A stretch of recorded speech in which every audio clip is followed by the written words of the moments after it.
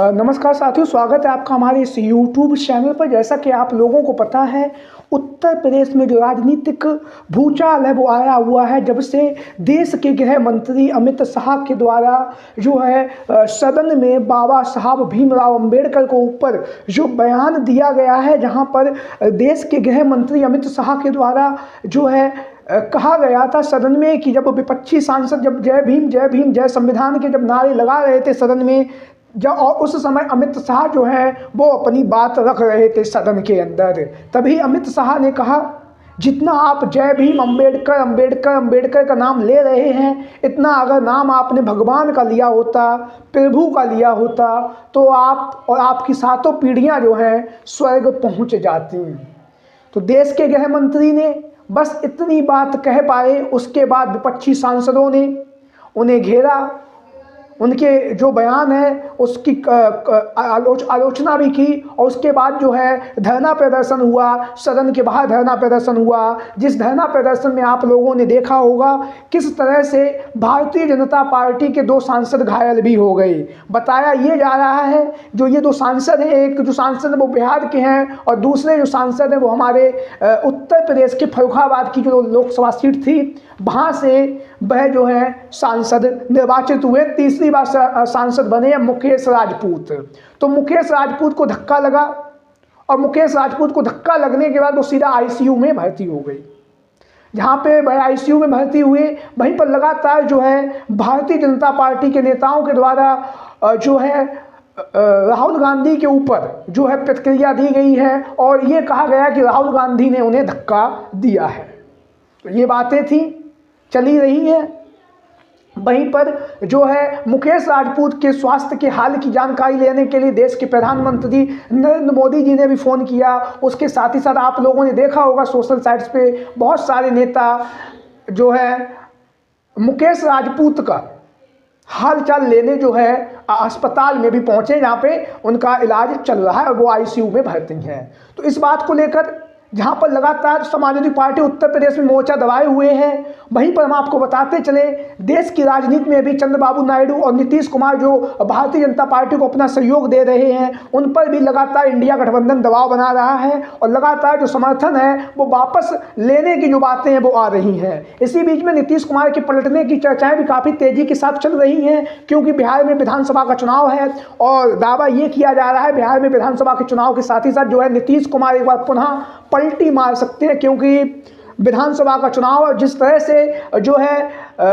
अमित शाह के द्वारा जो बयान दिया गया है बाबा साहब भीमराव अंबेडकर को लेकर, तो लगातार पिछड़े दलित अल्पसंख्यक आधी आबादी और दबे और कुचले जो लोग हैं जो संविधान में आस्था रखते हैं, वो लगातार जो है भारतीय जनता पार्टी के लिए और के नेता अमित शाह और देश के गृह मंत्री अमित शाह की लगातार कठोर आलोचना भी कर रहे हैं। वहीं पर उत्तर प्रदेश की अगर बात करें तो उत्तर प्रदेश में समाजवादी पार्टी के मुखिया अखिलेश यादव जो है लगातार जो है धरना प्रदर्शन जारी है, जहां पर समाजवादी पार्टी के सांसद लोकसभा में अपना मोर्चा दबाए हुए हैं, राज्यसभा में जो सांसद है वो राज्यसभा में मोर्चा दबाए हुए हैं और उत्तर प्रदेश की विधानसभा में जो विधायक हैं वो उत्तर प्रदेश की विधानसभा में लगातार भारतीय जनता पार्टी पर हमला बोल रहे हैं। वहीं पर देश के गृह मंत्री अमित शाह से उनके जो बयान दिया है उस बयान पर माफी मांगने के लिए जो है लगातार बात की जा रही है, मांग की जा रही है। वहीं पर समाजवादी पार्टी के नेता और जो कार्यकर्ता हैं वो लगातार विधानसभा बूथ अध्यक्ष और जिले में लगातार जो है बाबा साहब भीमराव अंबेडकर के ऊपर जो प्रतिक्रिया दी गई है देश के गृह मंत्री को उन्हें घेरने का लगातार प्रयास करा जा रहा है। वहीं पर बाबा साहब भीमराव अंबेडकर को मानने वाले जो लोग हैं, उनकी विचारधारा को मानने वाले लोग हैं, वो लगातार देश के गृह मंत्री अमित शाह के इस बयान की जो है आलोचना कर रहे हैं और लगातार कह रहे हैं कि देश के गृह मंत्री अमित शाह को अपने बयान में जो उन्होंने शब्द बोले उन शब्दों में माफी मांगनी चाहिए। इसी बीच में उत्तर प्रदेश में समाजवादी पार्टी लगातार भारतीय जनता पार्टी के उन नेताओं को, उन साथियों पर भी लगातार दबाव बना रही है जो भारतीय जनता पार्टी का सपोर्ट कर रहे हैं और बाबा साहब भीमराव अंबेडकर की विचारधारा से जुड़े हुए हैं, उनकी विचारधारा को मानने वाले लोग हैं। तो इसी कड़ी में जो पहला नाम है अनुप्रिया पटेल। अनुप्रिया पटेल आप लोगों को पता पटेल समाज से आते पिछड़ों की बड़ी नेता हैं, खासतौर से पटेल समाज में उनका अच्छा खासा वर्चस्व भी है। मिर्जापुर से वर्तमान समय में सांसद भी हैं। अपना दल सोने लाल की जो है राष्ट्रीय अध्यक्ष भी हैं, तो लगातार अनुप्रिया पटेल पर जो है दबाव बनाया जा रहा है, जिससे कि वो अपना समर्थन है वो भारतीय जनता पार्टी से वापस ले लें और 2027 के विधानसभा के चुनाव में भारतीय जनता पार्टी के जो विचारधारा है उस विचारधारा से अलग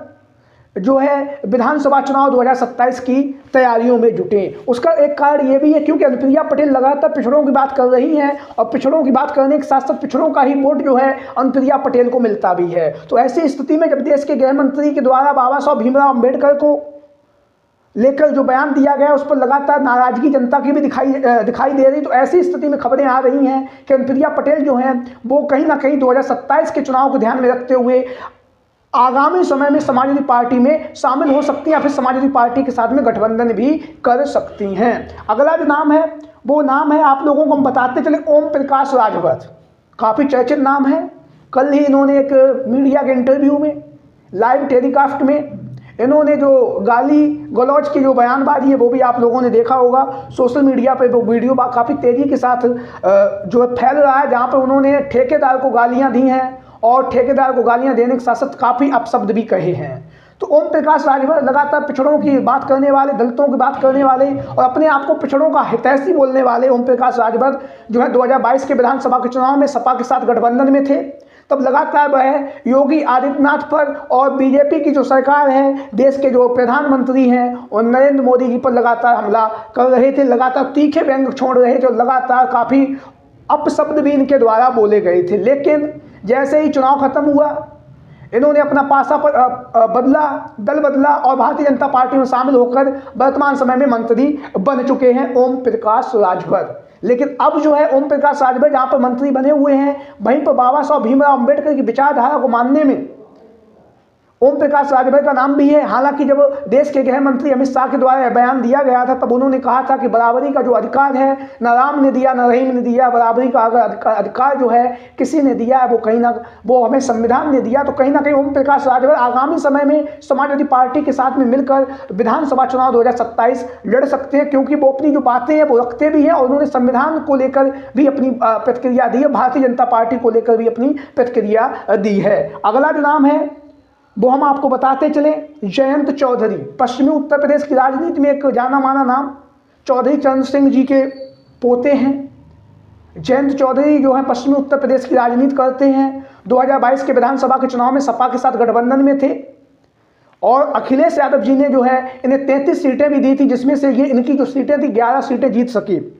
वहीं पर जहाँ पर ये 11 सीटें जीत सके, 11 सीटों पर विधायक निर्वाचित हुए। वहीं पर हम आपको बताते चलें जयंत चौधरी को राज्यसभा का जो सदस्य है वो भी अखिलेश यादव समाजवादी पार्टी के समर्थन से ही बने हैं। लोकसभा के चुनाव से पहले इन्होंने सपा का साथ छोड़ा,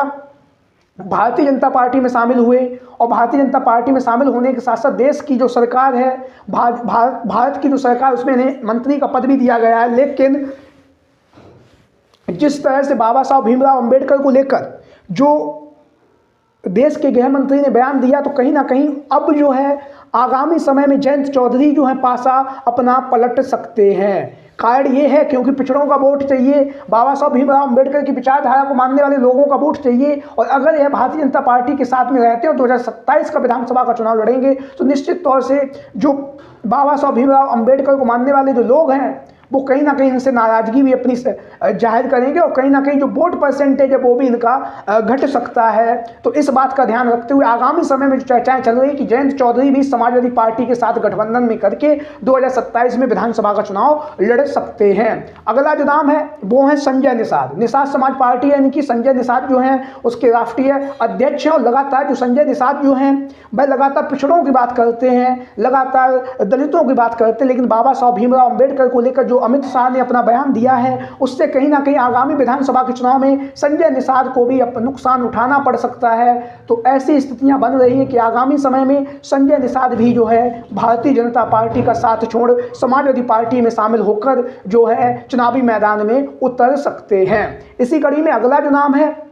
वो हम आप लोगों को बताते चलें, श्रद्धेय नेताजी मुलायम सिंह यादव जी की छोटी बहू अपर्णा यादव का नाम लगातार राजनीतिक गलियारों में चर्चाओं में बना रहता है। जब भी कोई चुनाव आता है, चाहे मैनपुरी का लोकसभा का उपचुनाव हो या विधानसभा का चुनाव हो या फिर लोकसभा चुनाव 2024 हो या फिर कहल में जो भी विधानसभा उपचुनाव हुआ वो हो, लगातार अपर्णा यादव की जो चर्चाएं वो काफ़ी तेज़ी के साथ होती रहती हैं। वहीं पर अपर्णा यादव के जो चुनावी मैदान में उतरने की भी चर्चाएं काफ़ी तेज़ी के साथ होती रहती हैं। लेकिन अभी कुछ समय पहले जब कहल में विधानसभा का चुनाव था, जब उनसे एक मीडिया के साथी ने पूछा क्या आप जो है भारतीय जनता पार्टी की तरफ से कहल की विधानसभा सीट से चुनावी मैदान में उतरने जा रही हैं या आपके उतरने की इच्छा है, तो उन्होंने कहा हम वहां से चुनावी मैदान में नहीं उतरेंगे, वहां से हमारा भतीजा जो है तेज प्रताप यादव समाजवादी पार्टी से चुनावी मैदान में उतरा हुआ है। तो ऐसी स्थिति में अपर्णा यादव का जो नाम है वो लगातार समाजवादी पार्टी में शामिल होने की जो चर्चाएं वो काफ़ी तेजी के साथ चलती रहती हैं। वहीं पर जो है शिवपाल सिंह यादव जी के द्वारा लगातार जो है प्रयास भी किए जा रहे हैं और लगातार वो